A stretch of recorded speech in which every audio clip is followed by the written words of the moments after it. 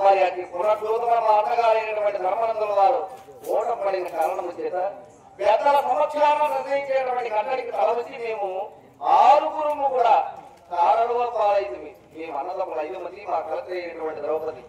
మరి మేము కారణంలో ఇక్కడ కథ బలపడము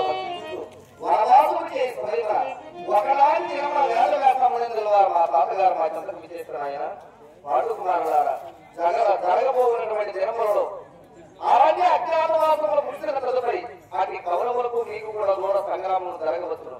జరిగిన ఎడల అటు కౌరవులు మీరు జయము చేకూర్చాలన్నా మీ దగ్గర తగువైనటువంటి ఆయుధములు లేవు. కాబట్టి మీరు ఒకరు ముఖ్యటీశ్వరుని ఎక్కించి పాశుపదాస్త్రం అనే దివ్యాస్త్రాన్ని వేసుకుంటేని మీకు జయము చేకూరుతుందని ఆయన అన్నాడు. ఏమిటి తాత మీరు అంటున్నది?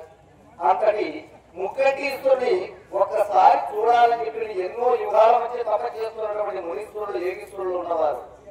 అటువంటి వారిని కాదని మేము వెళ్ళి ఇప్పుడు ప్రార్థించగానే మా కోసం ఇతను కైలాసగిరి నుంచి భూమికి విచ్చేస్తున్నా, మాకు పాశుపదాస్త్రమును విచ్చేస్తున్నా, ఇది జరిగే పనేనా అని చెప్పి అడిగాం. లేదా ఆయన ఇది తప్పకుండా జరుగుతుంది, అందుకు సమర్థుడైనటువంటి వాడు పాండవ మధ్యమైనటువంటి అర్జునుడు అని చెప్పిన నన్ను చేరమలిసి ఓ నమశివాయ అని చెప్పిన మూల పంచాక్షరి మంత్రములు నాకు ఉపదేశించారు.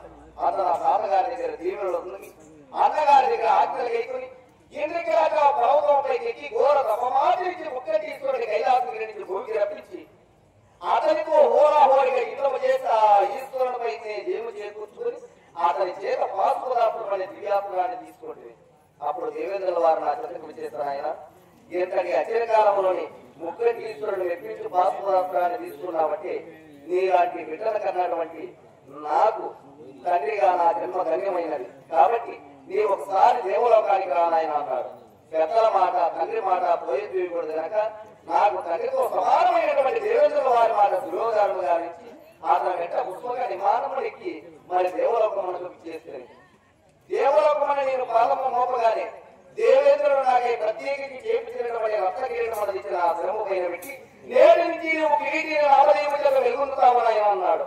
ఆనందపడితే దేవతలకి ఆరాధమైనటువంటి ఆ ఇంద్రుడు కూర్చున్నటువంటి సింహాసనమున అర్ధ సింహాసనమున ఒకరికి గౌరవించాను. సంతోషపడితే అతి సభామధ్యమున్న ఓరవతి నాట్యము చేయగలి నన్ను కరుణాగా కాంచి నేను ఏకాంత మందిరమున పౌలించి ఉండగా నా చెంతకు చేసే అర్జున, ఇది వరకు ఈ దేవలోకానికి చాలా మంది మునీశ్వరులు యోగీశ్వరులు వచ్చారు.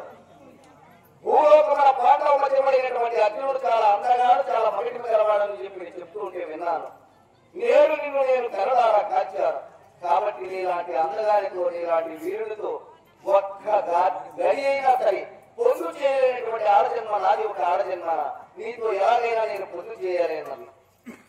అమ్మా, దేవేంద్రుడు నాకు తండ్రి, నా తండ్రి చేత నీవు నాట్యం చేయదామంటే నీవు నాకు తల్లితో సమానం.